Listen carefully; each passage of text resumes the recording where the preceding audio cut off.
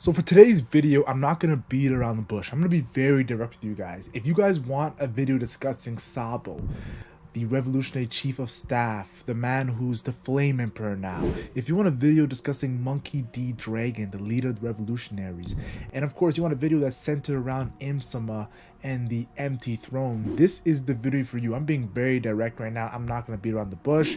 And if you don't want to hear my discussion on these characters and what I truly believe, the dark truth that has been hidden behind the curtain from us all, then you guys definitely should just watch another video of mine, and this is not the video for you. But today we're going in depth when it comes to how I believe the final saga is going to be shaped up, because I believe Ichiro Oda, a lot of people are sleeping on this manga.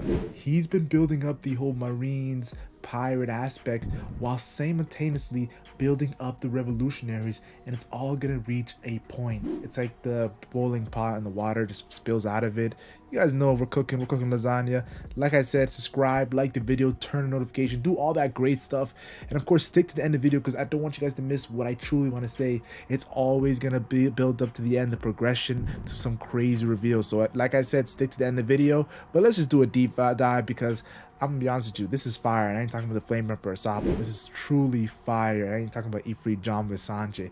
This is fire, and I ain't talking about my guy Porky's D Ace. So this video is inspired by chapter 1082. I will not deny that this chapter inspired this video. We see Ivankov and Monkey D. Dragon, two of the three founders of the revolutionary armies, with of course Kuma, and then we see Sabo, the chief of staff, pretty much the vice captain of the dragon, and they're all sitting on this small little table, and Sabo says, I'm going to tell you what really happened at Mary Joa. So I definitely feel like everyone knows when the Reverie came out, if you were not there weekly when the Reverie came out, it was just insane.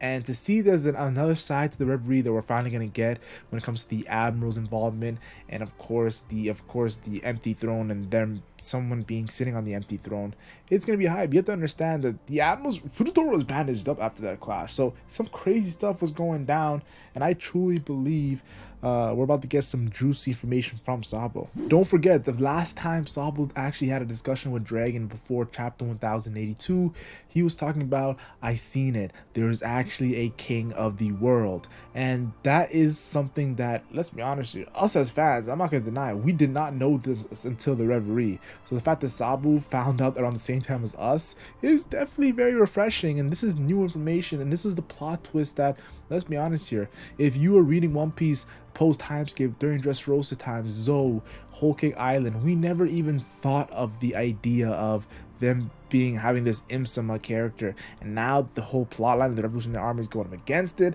It's hype. So now that I got that out the way, I'm truly gonna discuss the hype things that I want to talk about. And the first one is Caribou. People don't understand how hype Caribou is. Of course, Caribou is the character who wanted to join the Straw Hat Pirates, but let's be honest here, he really didn't want to join the Straw Hat Pirates. He was just scheming. And of course, we've seen that with the fake Straw Hat Pirates and that whole situation of him, of course, killing Marines. He was just a very unique and interesting character, a Logia user that really got made into a gag, but still was important for some reason. And honestly, he gives me, if you ever watch Naruto or read Naruto, he gives me Black Zetsu vibes.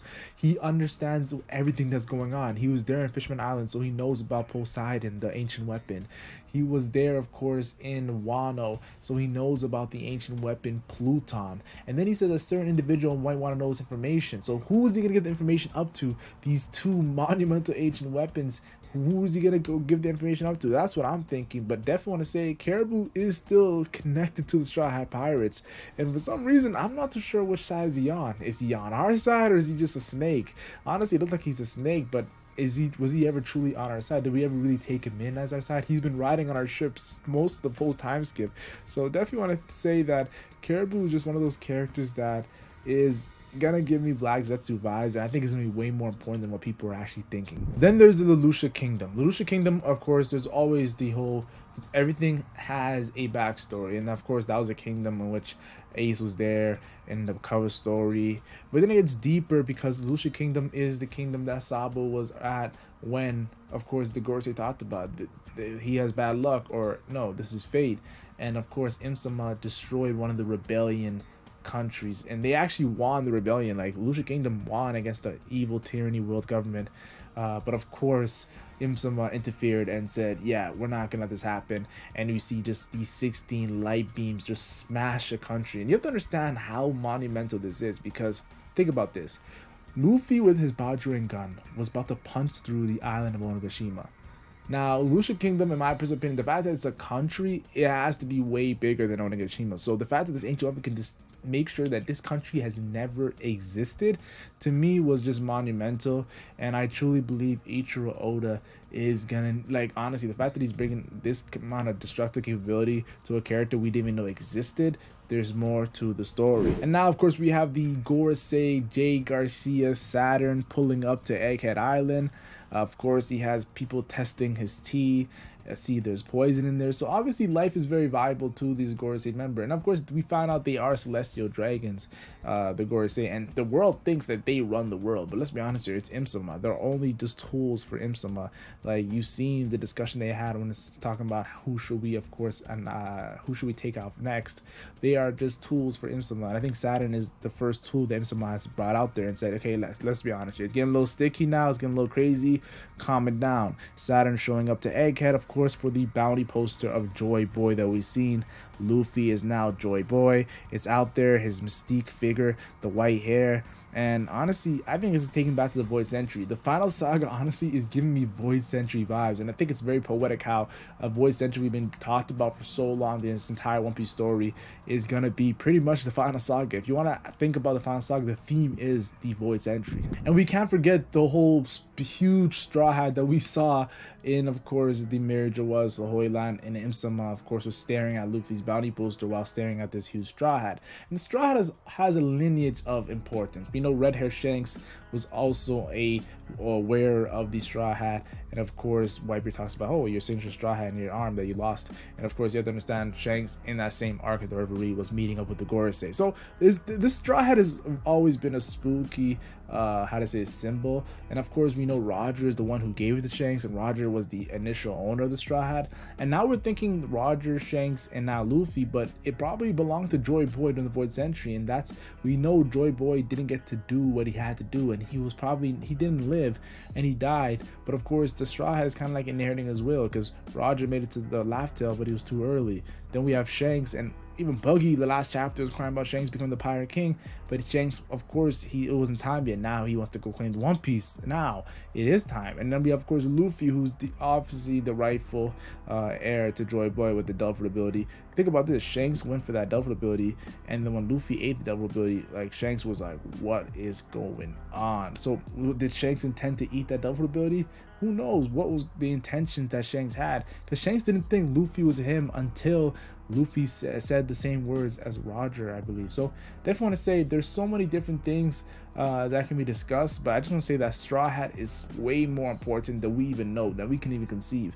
And you have to understand, information is so valuable. Like, I can look at someone doing certain things and be like, come on, Shanks meeting with Gorosei, what is he doing? But he could have information that I just don't have. So you have to look past certain things, look past face value in a sense. Then of course we have Doflamingo, and you're probably wondering, what does Doflamingo have to do with Imsama, Sabo, Dragon, all these things I thought I was talking about? Well, the reason why Doflamingo is so important is because, think about this, Doflamingo was in the arc, his arc was the arc that Sabo was introduced, and Doflamingo is a celestial dragon, but he's also a pirate who went up against the celestial dragons, and now Imsama wants to take him out. They're sending assassins to take him out, and Magellan himself is protecting Doflamingo. That's how you know it's huge, it's monumental. Now, I personally believe that this was definitely a call from Akainu. You have to understand, Akainu knows Doflamingo and CP0 and the Celestial Dragons, they're all in cahoots. So I feel like he knows something's going on and he's just pissed off about it. Like, what is all these things happening behind my back? He's the fleet admiral. He's supposed to be the leader of the Marines. So definitely feel like there's so many things to talk about when it comes to Imsama, the national treasure that Doflamingo knows about. And Doflamingo just reading newspapers and just interested in the final saga. And I think he definitely is gonna kick off the final saga too, in a sense, with Impel Down. Something's gonna happen in Impel Down Doflamingo. It's just building up to something happening. Then of course we have Vivi, who's right now a big news Morgan and Wappo. What a weird combination. But Vivi, of course, her father Cobra was said to be killed by Sabo, but now we know that is not true, and we just don't even know what is going on. Is Cobra even dead? There's so many controversial things, because we know that of course the Gorosei were talking about taking out Cobra because of Cobra betraying them and going down to the Blue Sea during the Void's entry, that Alabasta Kingdom, even though he didn't technically do it. So everyone just wondering what is gonna go on with Vivi, and we know Vivi's wanted poster was like there, she doesn't even have a wanted poster actually. Just a picture of Vivi was carried by, or was held by, of course, Imsama. So what's the connection of Imsama and Vivi? And we know that Vivi also was there when Ace was there, so I could see a situation of Sabo, Vivi, and that connection, Ace talks, and of course there's just so many different plot lines that can be done here. But I truly believe that Vivi is gonna join the Straw Hat Pirates during the final saga, because she is an honorable Straw Hat Pirates. You guys all saw she was with us from, of course, all the way from Reverse Mountain all the way to Alabasta, that whole saga. So I definitely believe Vivi's gonna join, and it's just gonna be fun to see. Then of course it's Shirahoshi, and Luffy have a special connection. Of course, he called her a crybaby, pretty much showed her the world. She's always been locked up because of course Vanderdecken. And all in all, when Luffy was going up against, of course, the Hody Jones and the Noah, let's be honest, the Noah was more difficult than Hody Jones in that arc. Of course, Shirahoshi called the Sea Kings, and of course the Sea Kings moved the Noah from destroying Fishman Island. But Luffy heard the Sea Kings, and that was always like, the Sea Kings were always like, what the hell, how did he hear the Sea Kings? And then of course we have the whole situation of Luffy is pretty much that prophecy of he's gonna be the Joy Boy that actually teams up with Poseidon, Shirahoshi, and does some monumental things. Now all I'm thinking about is Imsama wants Shirahoshi, Imsama wants Poseidon. We said Monkey D. Garp escorted them to Fishman Island, but Imsama is targeting that, and I talked about Caribou knowing about Poseidon. So there's so many different elements. The fact that Poseidon was definitely something that Imsama was looking at was crazy to me. Then there's Blackbeard, and I just made a video about this. Put some respect on Blackbeard's name. Well, I'm gonna be honest with you, Imsama is putting respect on Blackbeard's name because he's a D member, Willa D, Marshall D. Teach. So we see Marshall D. Teach actual wanted poster, a Yonko, the only Yonko. I didn't see Kaido, I didn't see Shanks, I didn't see Big Mom, I didn't even see former Yonko Whitebeard and former Pirate King Goldie Roger. I seen only one wanted poster, and that was Blackbeard, the Yonko. Now I definitely want to say Blackbeard, he wants to be the king of his own country. That's why he kidnapped Kobe. And like, honestly, Blackbeard has some very unique dreams. You think it's the One Piece because he wants the world poneglyphs, of course. Anything, he wants to be a king of his own land. Like, honestly, he's moving a lot like Roxy Trebek. I think he wants to be just the king of everything. But we know the true king of everything is Imsama. So definitely Blackbeard wants that empty throne, honestly. And then there's Luffy, and I think Luffy is the next wanted poster that Imsama was looking at. And I think the reason why the Luffy one really hits different is because of Wano. Joy Boy was awakened. The Delphi ability that the Gorosei have been for centuries been trying to get. The Wargame has been centuries trying to get that Delphi ability.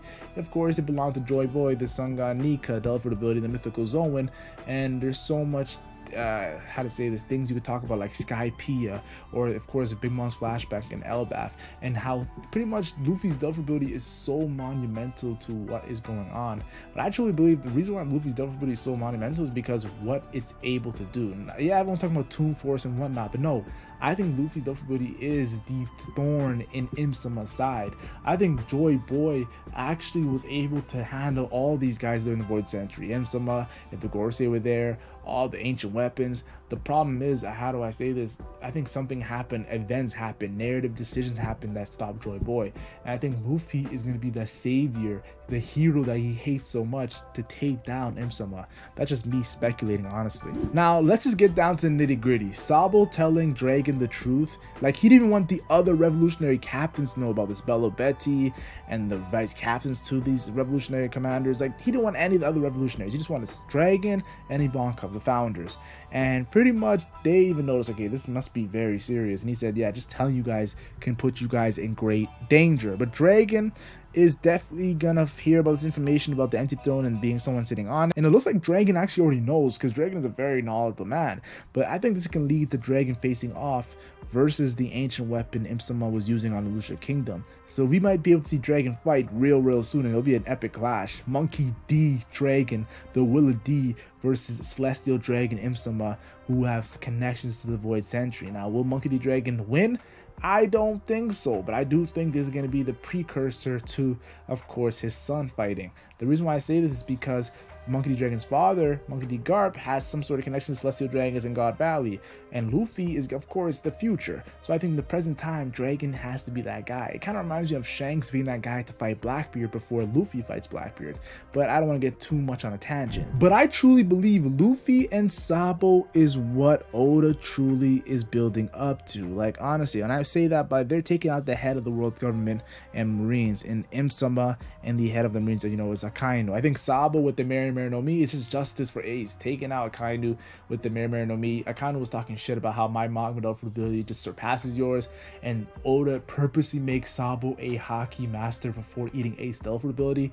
Truly is building up the fleet admiral versus the chief of staff, and maybe even the leader of the revolutionary, because when Dragon does lose to Imsama, there's gonna have to be a replacement, and I think it's gonna have to be Sabo. Sabo is the chief of staff. He's second. He's like vice captain right now, and he's getting notoriety of Flame Emperor, like he's an emperor, like the pirate, the Yonko. So I definitely want to say that Sabo is getting the clout of being ready to take the position of leader of the revolutionaries, just like how Luffy took the position of Yonko from Kaido. So I definitely want to say I see Sabo versus Akainu, I see Luffy versus Imsama, and I see this all happen in the final saga, and I see our jaws to the ground of any information we get during this final saga.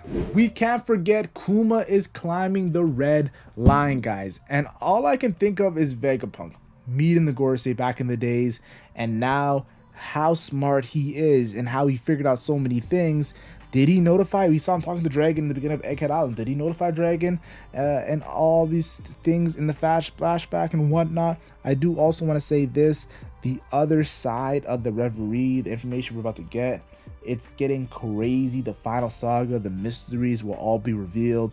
Of course, Roger knew these things, but he was too early, but could knew nothing about it. But I truly believe that Luffy is going to be the one to do something about it. So definitely want to say that I'm hyped for whatever we're getting for the One Piece story right now. It's about to get crazy. And of course, click the end screen if you want to see my Mihawk video, because Mihawk was also a main point in the last chapter. So click the end screen, guys, if you want to see my Mihawk video. Like and share if you enjoy. Like and share only if you enjoy. Subscribe for One Piece content. I'm the LegendMac, and I'm gone.